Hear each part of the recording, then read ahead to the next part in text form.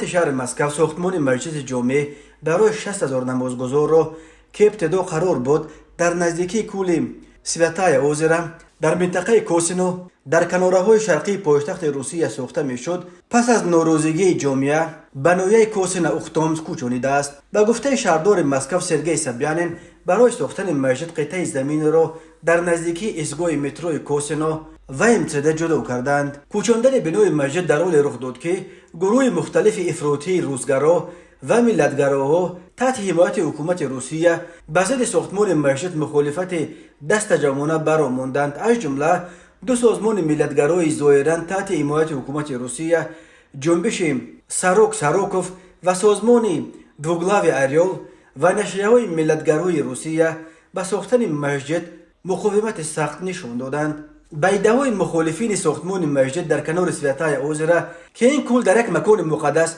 جایگیر شده است، چون که بنا بر روایت‌های دینی گویا زمان در اینجا کلیسای مسیحی بوده است و آن زیر آب رفته است. سازمان دوگلاوی اریول منسوب به اولیگارخ روس و همچنین مالک شبکه تلویزیونی و نشریات تسارگراد کنستانتین مالافیف است. نشریه‌های او با مفقه آشکارای ملتگرایانه و موجر بدبینانه‌اش فرق میکنند. مالافیف چندین بار بواسطه از شهردار مسکو سرگئی سبیانین خواست که در نزدیکی این کول مسجد برای مهاجران نسازند، زیرا این مکان برای پروسلاف‌ها جای مقدس است و ساختن مسجد در نزدیکی آن پاکی کول را افلاس میکند. همچنین او برای نساختن مسجد در این مکان یک معرکه تبلیغاتی کلانی را برپا کرده به جمع‌آوری امضاها به ضد ساختمان پرداخت کرد. به این معرکه تبلیغاتی اولیگارخی نزدیک به حکومت روسیه، بلاگرها، شخصیت‌های معروف و ورزشگران روس نیز پیوستند. از جمله رزمکار MMA ماکسیم داونیچ نیز به ضد ساختمان مسجد برآمد نموده از جانبدارانش خواست که پیش روی این بنا برای مسلمانان را گیرند. به گفته ماکسیم داونیچ، این نوعدالتی نسبت به مسیحیان است، چون از همه کلیسای بزرگ در مسکو کلیسای مسیحی نجات بخش غنجایشش 10,000 نفر را دارد و برای چه مسجد مسلمانان باید 6 برابر از آن زیادتر باشد. بلاگر داغستانی خازبک در جواب به ماکسیم نوشت که تو دیگر برای مسابقه و تمرین اجازه ورود به داغستان را نداری. همچنین معرکه تبلیغاتی بر ضد ساختمان مسجد در زد پابلیکو نیز یک باره موضوع بحث قرار گرفت. اکثریت از پیشگیری ساختمان مسجد مهاجران صدا بلند کردند.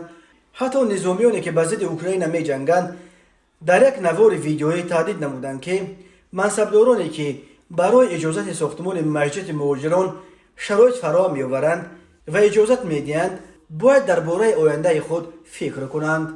میشا ماوشی رپر و بلاگر روس نیز نوشت که مسجد برای جلب مهاجران است. هم مسجد و هم مهاجران برای من خلل می‌رسانند. مخصوصا در روز عید قربان نمی‌توانم در خیابان میر آزادانه سیر و گشت کنم. رمضان قادروف رهبر جمهوری چچنستان و از نفران نزدیک به پرزیدنت روسیه ولادیمیر پوتین که با نظرهای غیر عادیش در فضای مجازی خیلی فعال است، در کانال خود در شبکه تلگرام نوشت آن نفرانی که مخالف ساختمان مسجد هستند و خود را دلسوز مرز و بوم روسیه نشان میدهند باید در خندق‌های دنباس از سرزمین‌های روس دفاع کنند، نه در مسکو. اگر اشتراکچیان این تظاهرات به ضد ساختمان مسجد مسلمانان هستند و از تحت دل میخواهند سرزمین روس‌ها را حفظ کنند، پس مرحمت автомат به دست به پیش بدن بس. به جای شما امروز این مسلمانان هستند که در خط پیش جبهه در خندق‌ها سرزمین‌های روس را شبانه روز حفظ کرده ایستادند. روید آنها را از آنجا پیش کنید. автомат در دست در آنجا به یاد حفظ وطنتان باشید و وطن دوستی خود را با رفتار نشان دهید، نه با اغواگری و سخن‌های پوچ.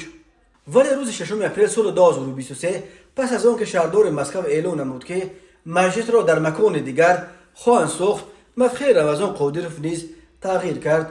او حتی سبیانین را برادر خوانده از او تعریف نمود. مسئله ساختمان مسجدها در شهرهای روسیه در حال برای حکومت این کشور پیش آمد که اهالی مسلمانان در شهرهای کلان این کشور رو به افزایش آورده است، مخصوصا در شهرهای مسکو و سنت پترزبورگ که در زمان شوروی سابق ساختمان مسجد رایج نبود. از یک طرف سطح دینداری پس از پاشخوری شوروی در جامعه روسیه رو به افزایش آورده، از طرف دیگر حضور مهاجران مهنتی از کشورهای آسیای مرکزی که اکثریت مردمش مسلمانند و از قفقاز و دیگر منطقه‌های مسلمانان نشین نیز برای مسجدها در شهرهای روسیه را بیشتر کرده است. با آنکه در مسکو و اطراف آن چندین میلیون مسلمان کار و زندگی میکنند، در پایتخت روسیه شماره مسجدها انگشت‌شمار است. مسجدهای موجوده توان گنجاندن تمام نمازگزاران را ندارند و به خصوص در روزهای نماز جمعه و نمازهای عید هزاران نفر از نمازگزاران مجبور میشوند که در بیرون از مسجدها، حتی درهای ماشینگرد و خط تراموای نیز نماز خود را ادا کنند.